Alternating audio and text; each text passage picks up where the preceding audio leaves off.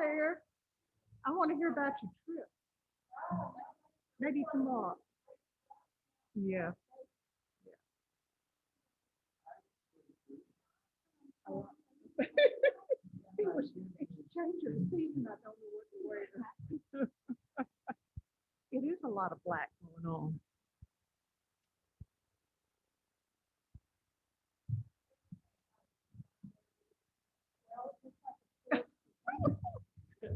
Maybe. Yeah. Maybe in Chinese. They were being preppy. It was a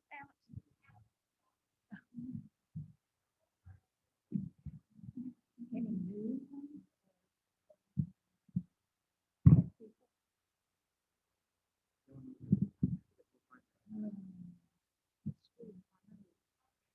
Well, we welcome the public here tonight. Oh, ma'am. That I couldn't- that- yeah. You know where I can squeeze. It doesn't bother. Not from keeping so good things or better than around.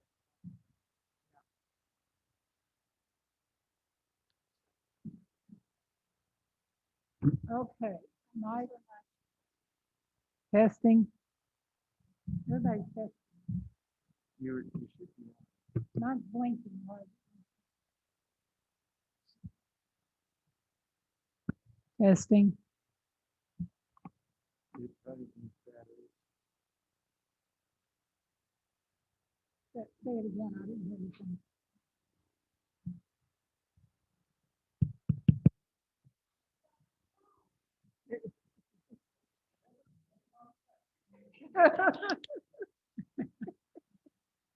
Oh, okay. Put it on my phone.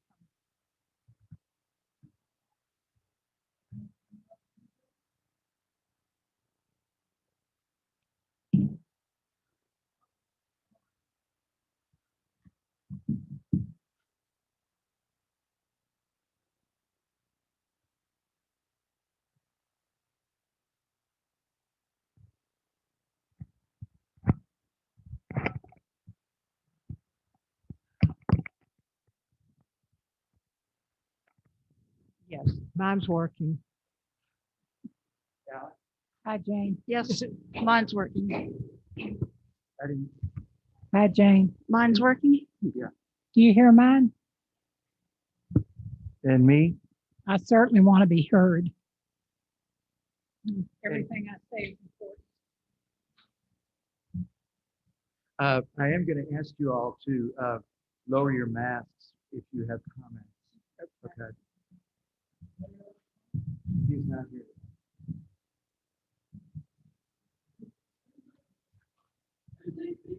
I don't know. We're a good boy.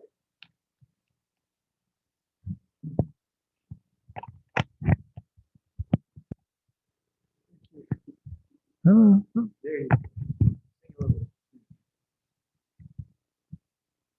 I wish someone would come in and fill these empty chairs. And Angie, you still don't have any comments for the public forum. All those have to be read. It would have been. So you could open us up at 6:30.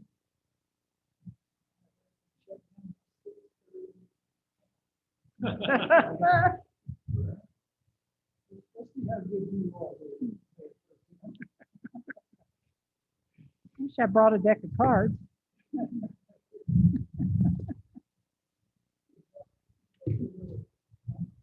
Oh, the trailer gone out. I have a line.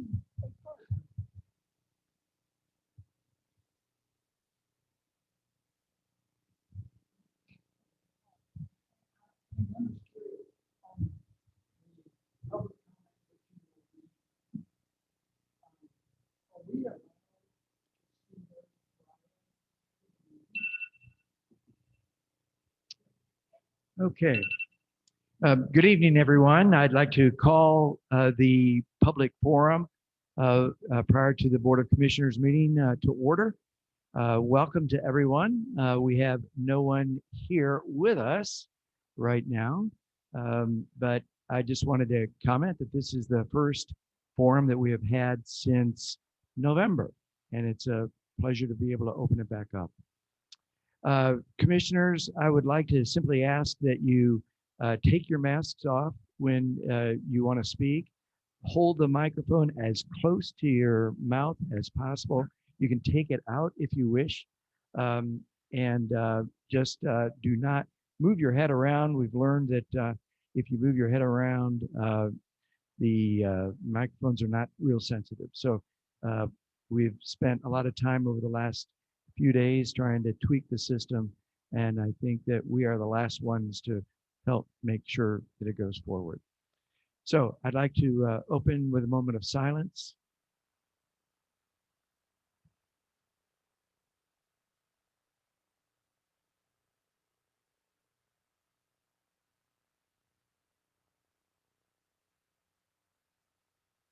Amen.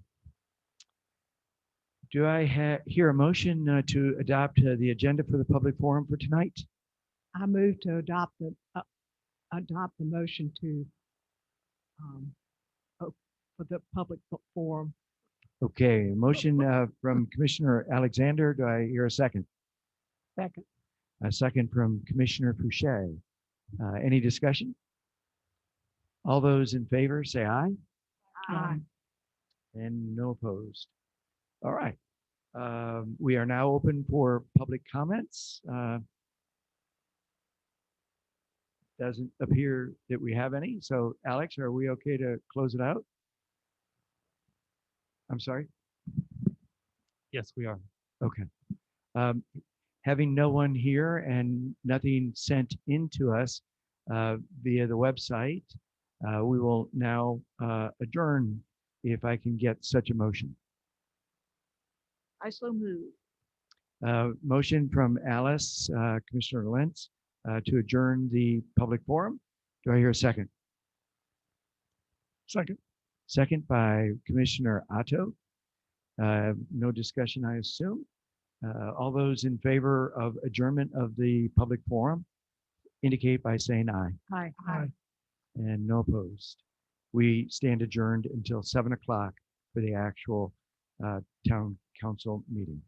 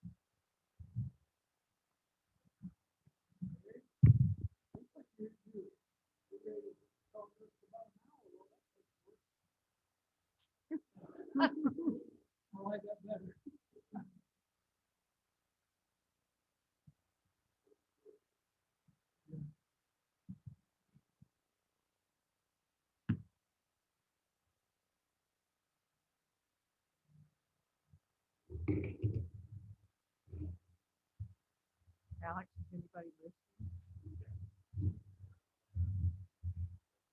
Oh, good. Can you tell us who? Ann Hayner, Lucy and Bryant McIntyre, Chris Greathouse, someone named Dan Zorn, Eric Nichols. Well, good evening, everyone. It's 7 o'clock, and I'd like to call the April meeting of the Town Council to order. Would you please stand with me for the Pledge of Allegiance?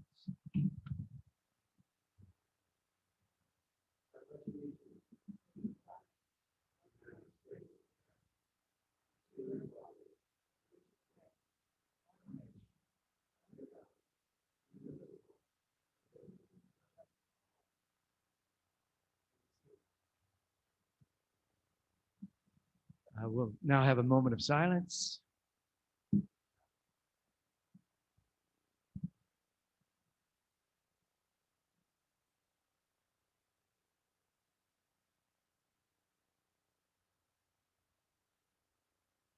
Amen. I'm Tom Widmer, Mayor Pro Tem, and I am standing in for Mayor Helms, who had an unavoidable and unexpected need to be elsewhere tonight. May I have a motion to adopt the agenda? So moved. Commissioner Fouché made the motion. Second? Second. Second by Commissioner Otto. All those in favor of the motion, please indicate by saying aye. Aye. All those opposed? Agenda is adopted. Under Mayor's communications, I'd simply like to say that I am, and I know this council is extremely grateful to the Planning and Zoning Commission, who has been working so hard for the last, actually, more than 2 years on revising the zoning ordinances. They had a meeting today that was a very productive meeting, and as a result of that, they've been listening to some of the thoughts of some of the residents, and they have made some additional revisions to those zoning ordinances, and they will be sending it to us, the Town Council, for our action at a point in the future. We will take action before or by July 1st, as per the state statute 160D that requires us to do so by July 1. Watch the website, please, for information on when those materials would be ready and when it will come before council. And that's all I've got. We have approved the consent agenda by simply adopting the agenda, and that includes the March 3rd Town Council Retreat minutes, Part A, and the March 11th Town Council meeting minutes, and then the follow-up retreat minutes of March 17 for the second day of the retreat. We move now to the Town Administrator's Communications. Alex, anything to share with us tonight? I have no communications for tonight. Alex, could you give us any feedback that you might have received on what you brought up to us in your communications last month on the stimulus payment? Any clarification?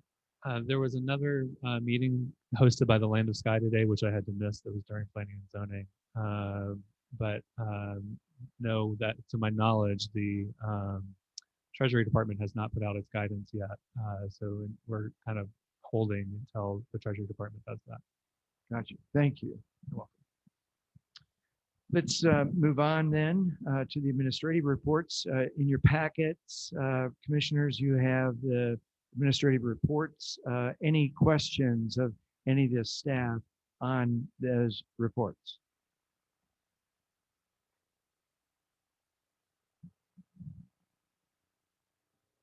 No questions? All right. Well, we will move on. Next topic of discussion is the public comment. Let me just give a few words on this. The rules of procedure set a 3-minute minimum,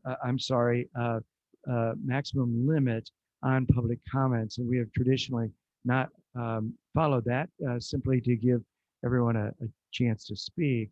But we have more than 20 submitted comments for tonight, and in the interest of brevity and keeping the meeting to a reasonable point, we will be abiding by that 3-minute limit. However, let me assure everyone that in the follow-up minutes, the entirety of the written comment will be included in its synopsis in next month's minutes. So if I cut someone off, actually, I'd be cutting you off, Angie, with that 3-minute cutoff, and Angie will ensure that the entirety of the meaning of that comment is included in the synopsis. So, Angie, do you want to begin? And would you begin first with a name and address? The first one is from Julian Mims IV. He did not include an address. I am writing to express my feelings for the town council meeting. I am against the proposed construction of a hotel in Montreat. This hotel threatens the fundamental nature of Montreat as we know it. I am signing the petition this evening. Julian Mims IV. The next one is from Thad Ellett of 193 Mississippi Road since 1919. Dear sirs and madams, to quote G.K. Chesterton, don't ever take a fence down until you know the reason it was put up. The current zoning wording protects Montreat as the refuge it was meant to be, shifting the burden of protecting Montreat from overdevelopment, clear-cutting, and commercialization to each citizen each time a special or conditional issuance permit is requested is to eliminate the reason for a planning and zoning committee. You have been appointed as representatives of the community to articulate our collective desires. The overwhelming desire and founding reason for Montreat is to be a serene retreat. Montreat is different than Ridgecrest and should remain so. I am in full agreement with the letter from Priscilla Hayner, Brendan Hayner Slattery, and Evan Williams Esquire, dated 4/5/2021, which is attached and linked herein. I am sincerely Thad Ellett, 193 Mississippi Road. Thank you. The next one is from Kyle Kirk, no address. To both the Montreat Town Council and Planning and Zoning, I had the pleasure of listening to both of the meetings that occurred on March 11th. The meetings were characterized by an outburst of concern from residents like myself who had heard of a new lodge development. Though these concerns have a degree of merit, we found ourselves being largely met with silence. Most concerning were multiple instances during both meetings when officials made comments that were disparaging and disrespectful to the public comments, asking if it were legal to not read the comments aloud in the P&Z meetings, requesting future comments to be shortened, and implying that the length or amount of comments was bothersome, all helps perpetuate the idea that the town's representatives are either uninterested or uncaring. I implore the select few who made obvious their displeasure to use more tact in future public meetings. Respectfully, Kyle Kirk. Thank you. The next one is from Amy Diamond, 303 Georgia Terrace. I own a property at 303 Georgia Terrace, and I share the concerns expressed by the Montreat Stewards Group. I feel that this project was not well considered and that the community enacted, I think it's supposed to be impacted by the construction, was not informed. Amy Diamond, Georgia Terrace. Thank you. The next one is from Anita Rose of 224 Tennessee Road. The demolition of historic properties and the building of this lodge would be a mistake. The traffic and congestion in this area is already intense, and a lodge would make that congestion worse. More importantly, it would damage the character of this residential neighborhood beyond repair. My husband's family has owned a cottage on Tennessee Road for 4 generations. I understand that the Montreat Conference Center seeks to remain a viable operation, but this proposal is too depressingly indicative of the grasping overdevelopment in other parts of Buncombe County. Is there no other option that looks forward while respecting the legacy of Montreat? Anita Rose. Thank you. This one is from Henry McCall Swink. No address.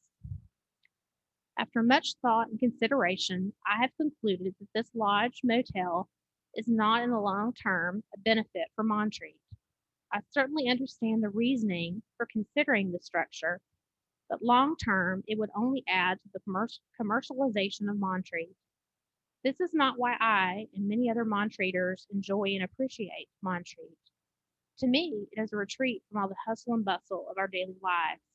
Go to Montreat for peace and tranquility. Henry McCall Swink of Effingham, South Carolina. Thank you for that.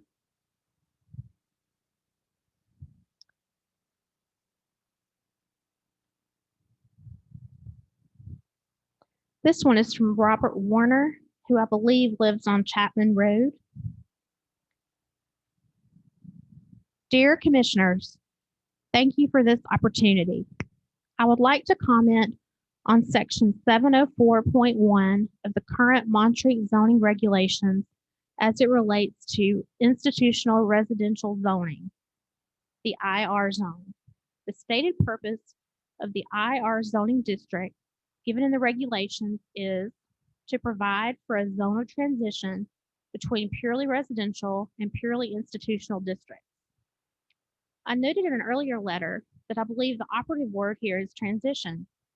In this particular instance, the authors of the Montreat zoning ordinance further reinforce this element of transition with a specifically designated second purpose, to provide for protected property values in areas which are predominantly residential in character.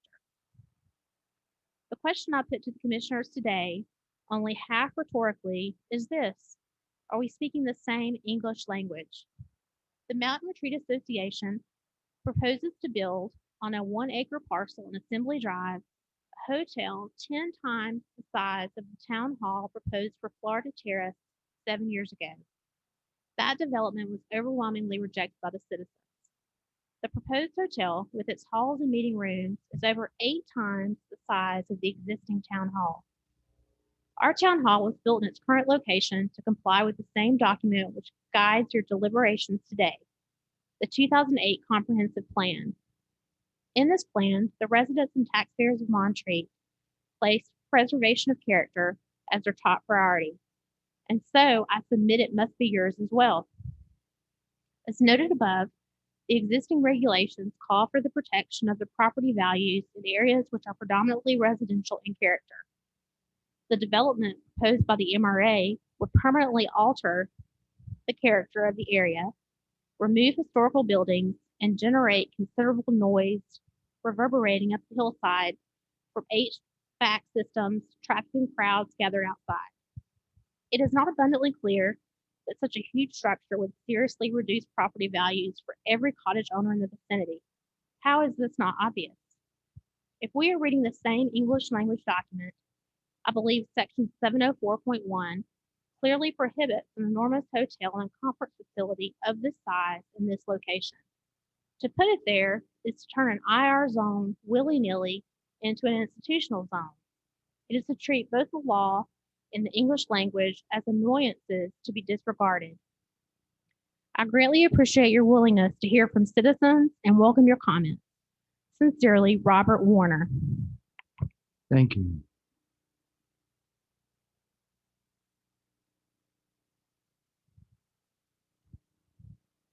The next one is from, Angie, let me just make a quick comment, Mhm. particularly to Mr. Kirk regarding his comments. Just a reminder to everyone that this public comment period requires the commission, the board, to be silent, to simply listen to those concerns. And that is why there's no feedback during this session. this one is from Nancy Jones Fox of 314 North Carolina Terrace. To the Montreat Town Council, I'm a fifth generation cottager and am seriously concerned about how the MRA proposed lodge site would impact the landscape and experience that is Montreat. The current site of the proposed 48-room lodge is causing escalating conflict. This conflict is between the four bones of Montreat, the MRA, Montreat College, cottagers, and the town. Conflict can stimulate growth. Wolff's Law of Bone describes the effect of stress on bones that can encourage growth. How might our current Montreat stress, an inappropriate hotel conference center site, grow us as the four bones of Montreat? I see an opportunity. Thank you for allowing time for public comments during your March Town Council meeting. When I heard these fellow cottager letters read aloud, my heart was heavy. These residents clearly expressed the devastating loss of environment, tranquility, heritage, and tradition. I also appreciated Kent Otto's insights. Yes, let's have these difficult conversations and be proactive. Let's protect our spiritual history, character, and quality of life. In this week's Black Mountain newspaper, I heard the solo voice of Richard DuBose alone. I heard rhetoric that indicates a singular decision to develop the MRA land between Georgia Terrace and Assembly Drive. The defense of this site choice, regardless of how it impacts our shared Montreat, is breaking bones and not stimulating growth. How might you, as representatives of all Montreaters, inform all residents of the current conflict over the MRA Lodge? If cottagers were informed, how might cottagers then work alongside the MRA board to pause together to study the horrific impact of the current site of the proposed commercial development to our stormwater, Robert Lake Park, Flat Creek, residents, human and animal, mature hardwoods, and native fauna? Let's encourage Montreat College to be part of a healthy growth dialogue too. It is time for all Montreaters to learn of this conflict. My hope is that MRA can flourish by building the bones of Montreat. We Montreaters would like to encourage positive growth for MRA without breaking the other bones of Montreat. Let's build our bones of Montreat. Nancy Jones Fox. Thank you. This one, it's from Jeff Ritchie, 305 Georgia Terrace. Dear Montreat Board of Commissioners, I am writing to you as a fifth generation Montreat cottager to express my deep concern regarding proposed revisions to Montreat zoning ordinance, which will be discussed at your April 8th meeting. The proposal entails significant revisions to the zoning ordinance that will make it easier for the Mountain Retreat Association to build its 50-room hotel on Assembly Drive across from Robert Lake Park, which I and many of my fellow cottagers oppose. The fact alone makes me and many others suspicious. But even if the MRA had no ambitions to tear down 3 historic homes, including the oldest home in Montreat, Chestnut Lodge, threaten our local watershed, and increase traffic and noise pollution in order to build its 200-person capacity complex, I still would be concerned about these proposed revisions. If ratified, Montreat zoning ordinance will no longer protect my right as a cottager to the use and enjoyment of my property. Rather than requiring developers to show that their plans will not cause harm, the proposed ordinance assumes as the default that permits will be granted and puts the burden of arguing objections on Montreat residents. Furthermore, neighbors will no longer have opportunities to voice public comments to the Planning and Zoning Commission, whose approval would no longer be necessary, nor would the revised ordinance consider impact on vehicular traffic and road congestion as factors when adjudicating construction permit requests. The town's comprehensive plan, developed in 2008, notes that Montreat is appreciated for the qualities that contribute to its unique character, its natural setting, the small town feel of its built environment, and its people. The word character appears 59 times in the document, which suggests that this character, quiet, natural, residential, small scale, is Montreat's most precious asset. It goes on to say that if the MRA's future plans include new construction or redevelopment of some of its existing properties, the community's appearance and quality of life could be affected. In a small town, even small decisions can have a large impact.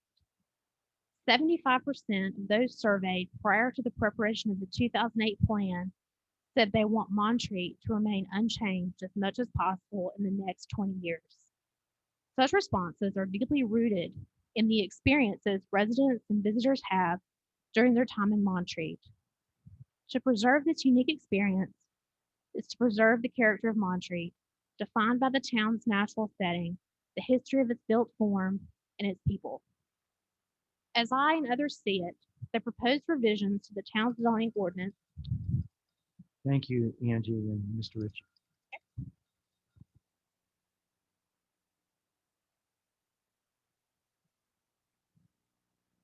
The next one is from James Knox Simpson III. And they have a cottage at 149 Virginia Road. Town of Montreat officials. My sisters, Pamela Simpson Hammond and Laura Simpson Lindholm, and I are the third generation owners of Stony Brook Cottage, located at 149 Virginia Road. This house is one of the oldest in Montreat and was purchased by our family in the early 1900s. We all grew up spending vacations in Montreat, and the valley is very dear to us, as it is to very many other homeowners. And we and our grown children continue to enjoy the house and the valley. My grandchildren represent our fifth generation in our house. As a multi-use valley, there occasionally is tension between the various entities with vested interests, such as the time Montreat College leadership decided to construct a large sporting facility some years ago. This time, it is the MRA that wants to engage in a large construction project, a hotel and conference center, after removing some of the oldest and most visible buildings in the Central Valley area. Like many others, I have a great deal of concern about these plans, and especially with the method with which they were developed without prior notice or a period made available for public comment. This was also true of the college's attempted plan for their facility, and it should have been apparent to the MRA that this was a poor strategic decision. Where to start? First, the site chosen for the project is in the heart of the most heavily used part of the Montreat Valley that is already congested during the peak conference, vacation, tourism period. Many, if not most of the residents and visitors to Montreat walk everywhere they go once they are there. Automobile traffic already is a hazard to pedestrians, and this project will undoubtedly increase that substantially. Also, the destruction of current structures, excavation of the site, and a prolonged period of construction for the project will further impede foot traffic, be dangerous to pedestrians, and also potentially could be hazardous to health in other ways. The effect on the environment is difficult to estimate, but certainly the impact on stormwater is a potential issue in an area already subject to heavy rainfalls and periodic flooding. And the old structures scheduled for removal almost certainly contain high levels of lead-based paint that could cause environmental contamination even with careful removal. The recently completed Montreat Town Hall building was located outside the gate, and though I'm not privy to the rationale, I have to assume it's due largely to lack of available space as well as cost of land and construction. It's charming, and the location outside the valley resulted in minimal disturbance inside the gate. Over the years, many Montreat. Thank you, Angie and Mr. Seth.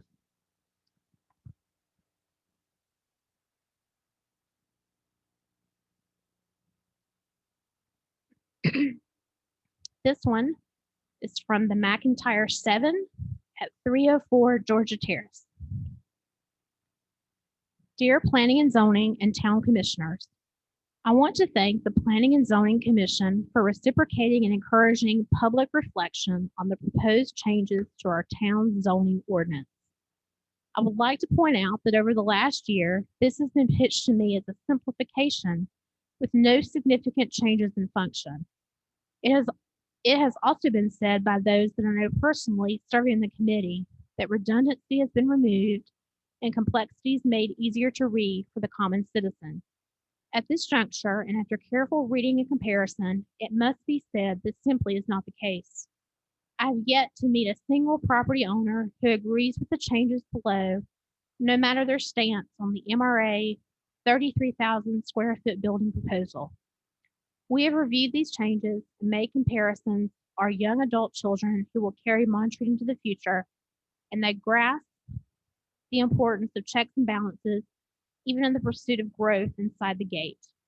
They too respectfully request that these not be stripped from the zoning under consideration and that the other suggestions below be included.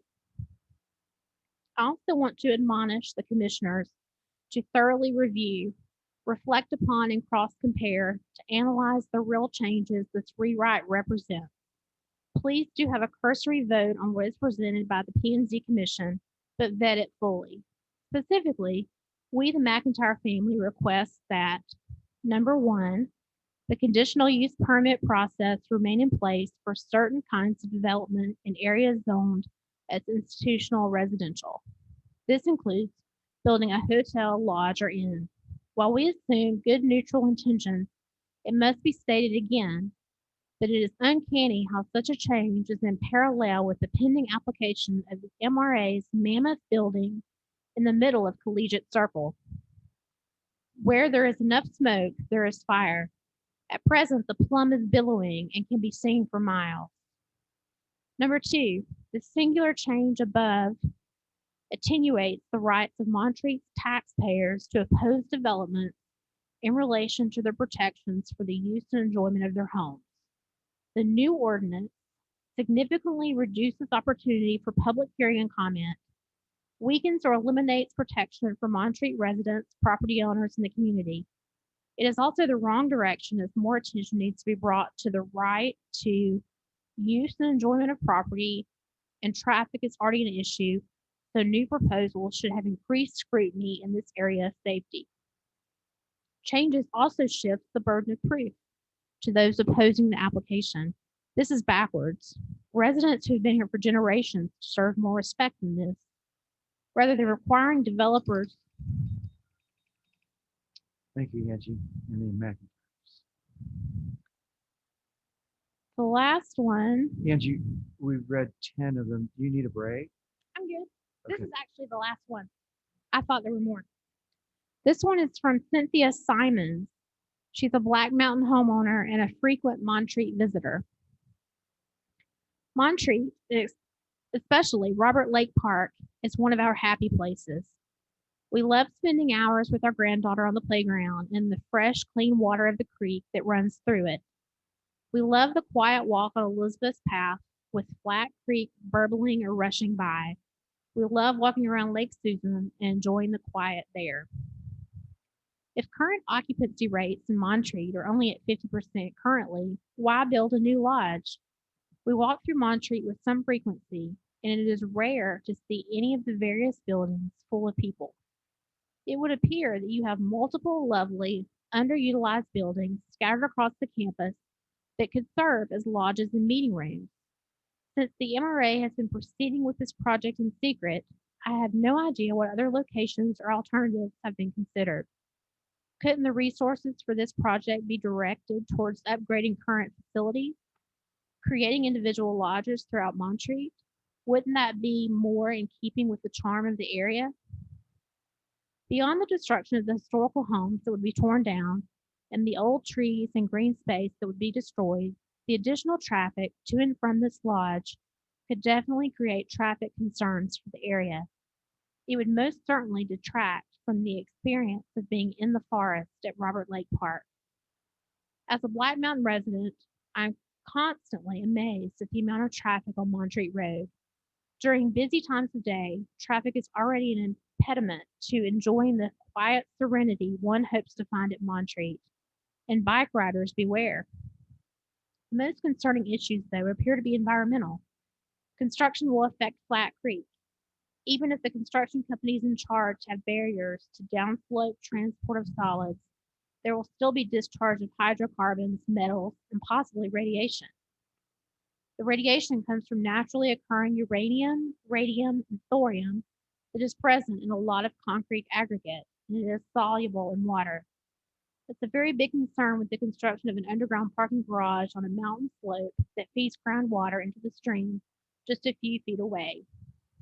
An underground parking garage will leach that radiation, plus hydrocarbons from leaking automobile oil and automotive gunk, for as long as the garage exists, into streams and wells.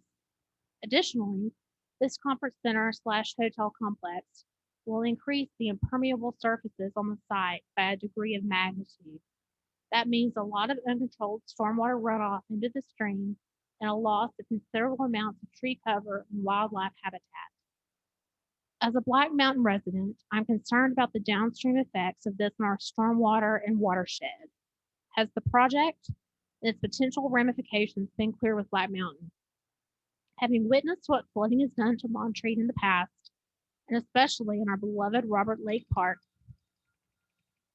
Well, thank you, Angie, for your reading, and thank you to everyone for submitting those comments to us.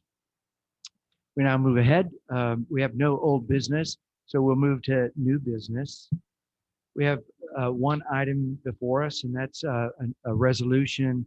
Commissioners, the information about this resolution was in your packet. So what I'd like to do is ask for a motion, and then we'll ask Alex to do a little bit of explanation, and we'll have further discussion on it. So can I hear a motion on this resolution? Yes.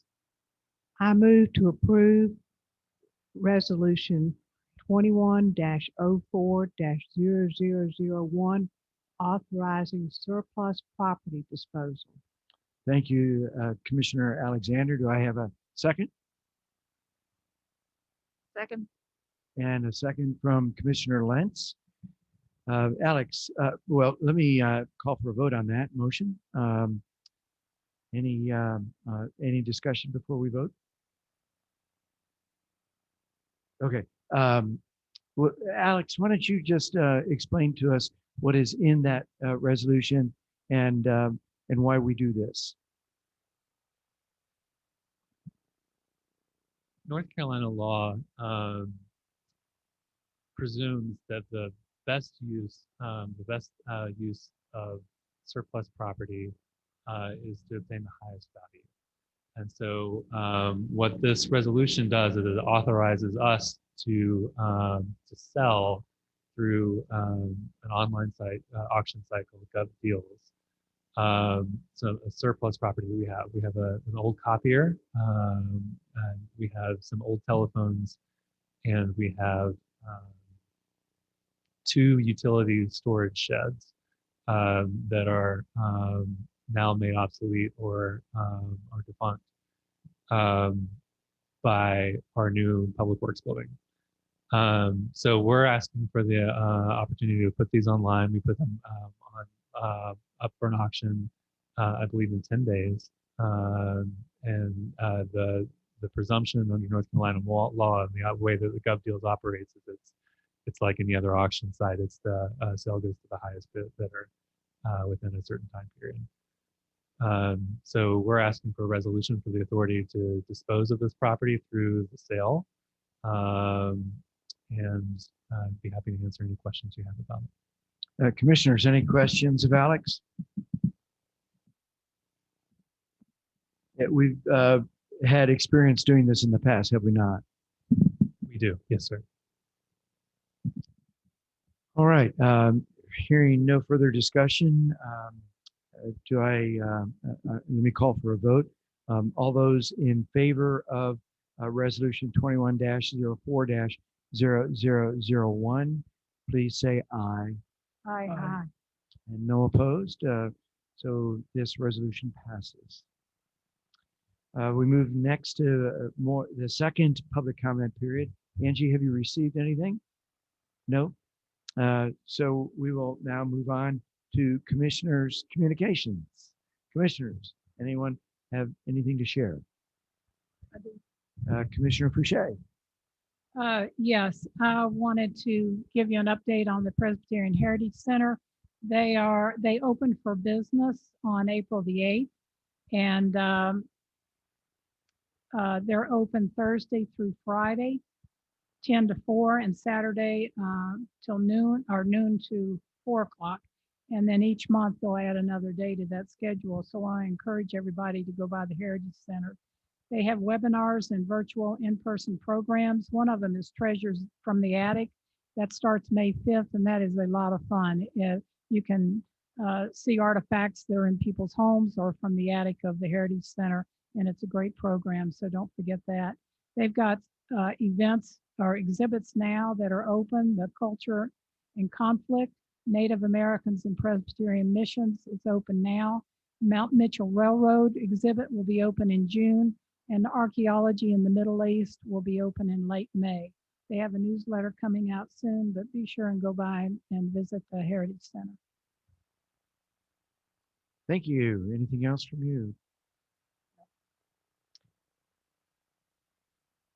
Other commissioners? Ken?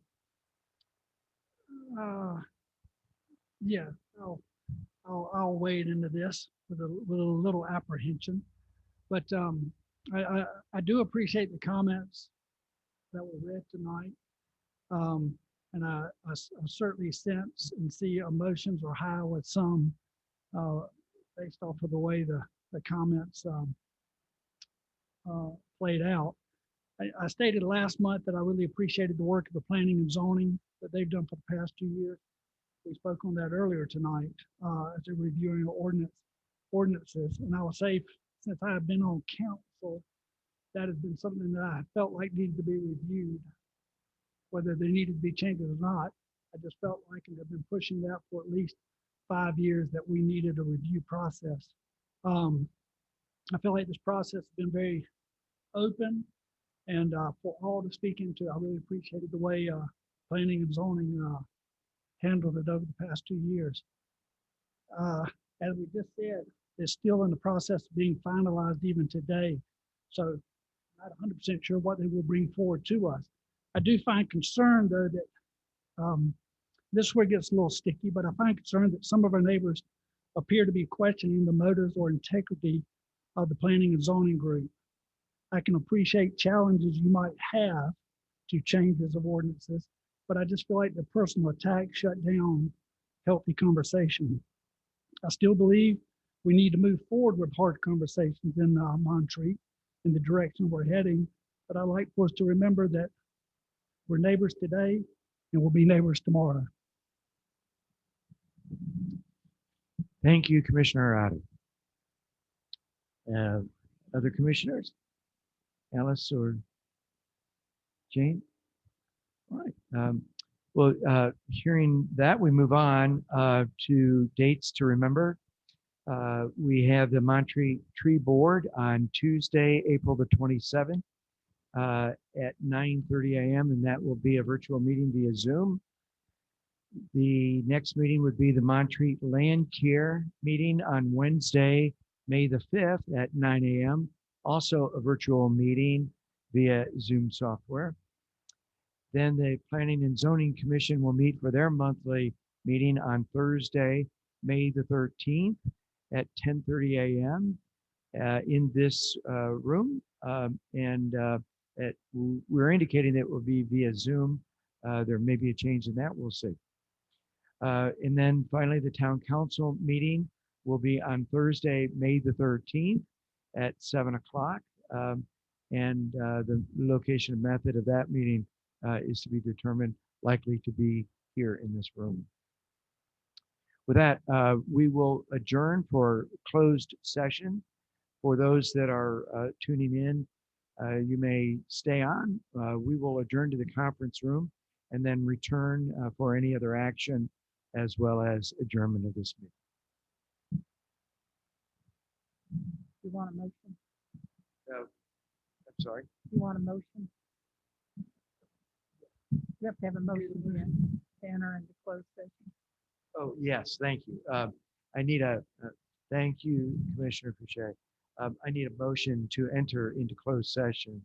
I move that we enter into closed session in accordance with NCGS 143-318.116 for discussion of a personnel matter. Thank you, Commissioner Fouché. Do I have a second to that motion? Second. From a second from Commissioner Otto. Any discussion?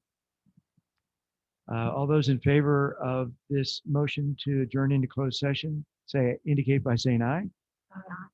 And we have no opposition, so we will do so. Turn off the mic.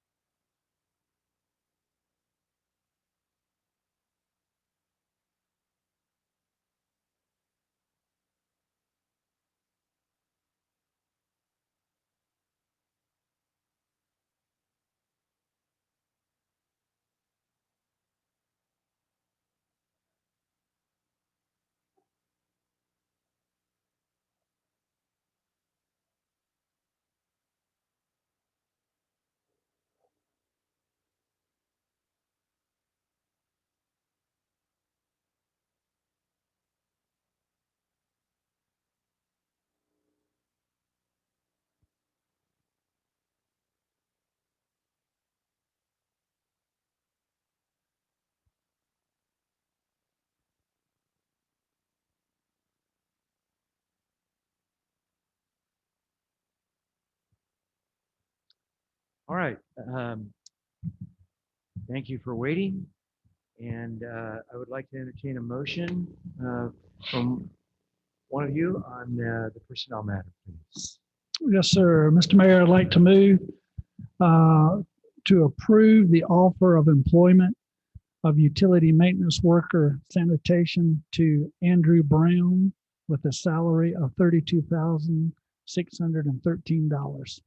Thank you, Commissioner Atto. Do I hear a second? Second. Second from Commissioner Lentz. Any discussion on this motion? Hearing none, I'll call for a vote. All those in favor of the motion signify by saying aye. Aye. None opposed. It passes. And hearing nothing more, I would call for a motion to adjourn. Commissioner, what's your last name? Fouché has made a motion for adjournment. Do I hear a second? Second. All those in favor of adjournment? Aye. We stand adjourned.